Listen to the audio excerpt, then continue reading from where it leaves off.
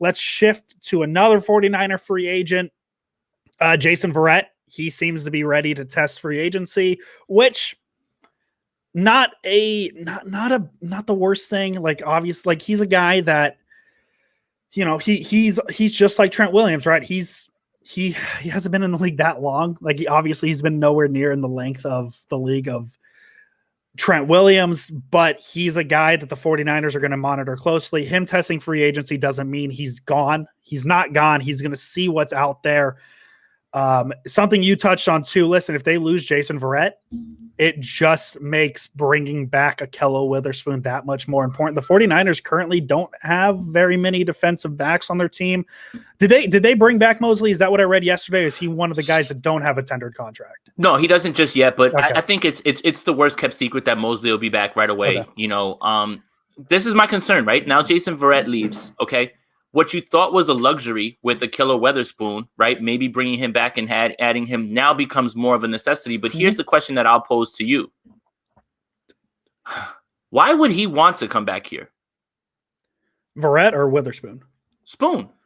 Yeah, I mean, that's something I've seen too. He's just kind of been he's the fallback option, right? He's been the fallback option for the 49ers for the past couple of years.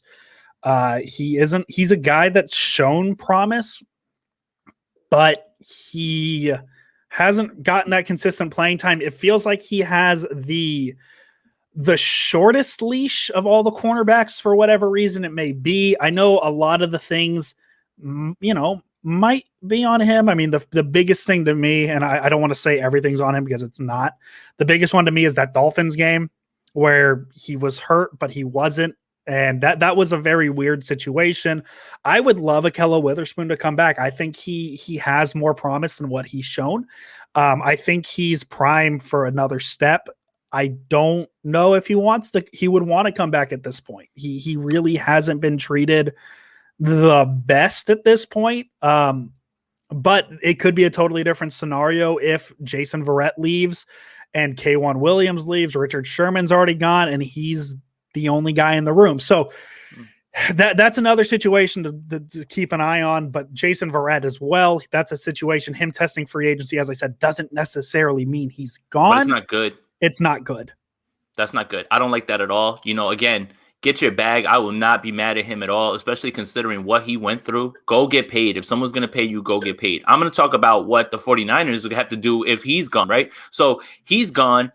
Emmanuel Mosley is your only real starting center. I know Tim Harris is on the roster, somewhere. I know that there's, Webster on there as well, too. But it's really just Mosley. At this point, now you have to really try to work your charm to bring Spoon back. I don't know why he would. I don't know why he wouldn't go back and go see Joe Woods in Cleveland. I don't know why he wouldn't go a multitude of places that would probably try to tap into what he has, right? And here's the thing about what you brought up. He makes one mistake, he's pulled from the game. Guys make 4 and 5 mistakes and they stick around. Like, look, I love Coach, man, but he picks and chooses who he wants to put in the doghouse, man. And let's just be matter of fact about it. And it has nothing to do with the way the Spoon prepares, because all indications that we get from anybody that we talk to close to the team is that, 1, Spoon comes and he works his ass off while he's there, and 2, he's the most talented guy on the team, right? The problem has never been talent. It's always just been the stuff in the middle of that, right? When he's playing with confidence like he was at the last 4 games of the year, and I will say that I think that he made a breakthrough. We talked about this right when it happened. I think he made a breakthrough mentally when he gets out of the doghouse and plays well. Like, people get out of the doghouse and then they're still shattered.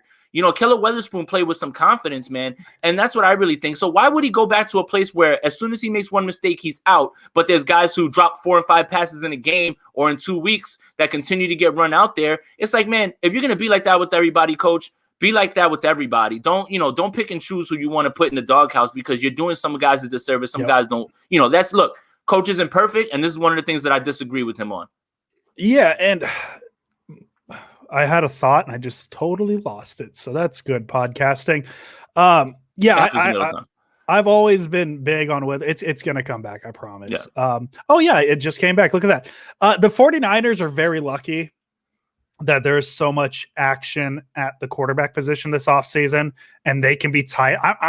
They're probably happy that they're tied to all these quarterback names, because there are way more pressing needs than quarterback for this team. Cornerback and left tackle are two of them, I think. And nobody's really talking about that, at least nationally. I know it's a topic that 49er Twitter brings up a lot. Nationally, everybody's talking about the quarterback position when realistically they need to address left tackle and cornerback. Like that's what it is. And I'm sure the 49ers are probably happy about that right now, because if any team, could you imagine if a New York team had traded for Trent Williams and were put in this situation where he might not come back after a trade? That would lead NFL Network's daily show every day until Trent Williams either re-signed with a New York team or was signed by a different team. So it's things like that. Like, I'm sure the Niners are happy that the quarterback talk is what it is. And that might be wild speculation by me, but there are huge needs this team needs to fill out before they figure out the quarterback situation. And that's why the Jason Verrett situation is one to monitor, and the Trent Williams is obviously one to monitor. It's things that are flying under the radar because everybody's talking about the quarterback position.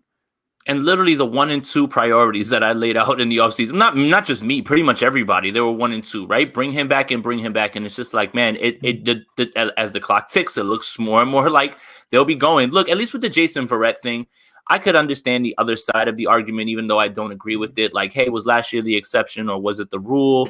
In terms of health, because even when he was quote unquote healthy, he never really played 16 games, right? So was last year a mirage or is that the norm? And, I could understand that argument a little bit. With Trent, it's a no brainer. You're getting top one at the position. You're not, this isn't a guy if he plays, even though he's missed games, when he's on the field, he's still the best. Like that's the difference.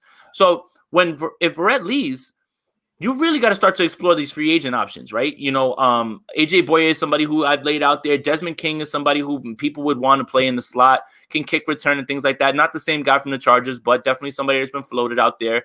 There's a few people, that can be brought in. I know the 49ers brought in Mark Fields from Clemson, fast guy. Maybe they'll do something with that as well too. But, just again, you didn't want to go into this first part of the offseason thinking that you're going to lose both those guys. It's a tough pill to swallow right now too. So and for me, I'm very much okay with Jason Verrett hitting the open market way more than Trent Williams, because if we're talking about, hey, was last year what he is, or is that, just a little bit of a mirage? We don't know what he is. There's definitely 31 other teams thinking that there might not be as hot of a market for Jason Verrett. No, there's definitely not going to be as hot as a market for Jason Verrett as there is a Trent Williams, where it's fully likely Jason Verrett walks into free agency, doesn't get what he thinks he's worth, and comes back to the Niners on another 1-year deal to prove it, or just things like that. There's a lot of variables with the Jason Verrett, where Trent Williams is the number 1 left tackle in the NFL. He is going to be thrown money, a lot of money, and if he hits the market, it's likely he's not coming back. Jason Verrett, if he hits the market, that doesn't mean he's not coming back. That's true. That's a good way to look at it. Trent Williams is going to get the bag, and then, people are going to be leery about Verrett, especially in a year where every single team is going to have to be selective. You're going to see some cuts this week that you're going to say, how on earth is this guy not on the team? Well, everybody's got to get under that number, and this is going to be an insane offseason, the most insane offseason we've ever seen, where there's going to be so many available players where you're just like, how are they available to just be picked up? It's just going to be the business side while these people try to crunch these numbers and get under, man. It's really, really going to be interesting.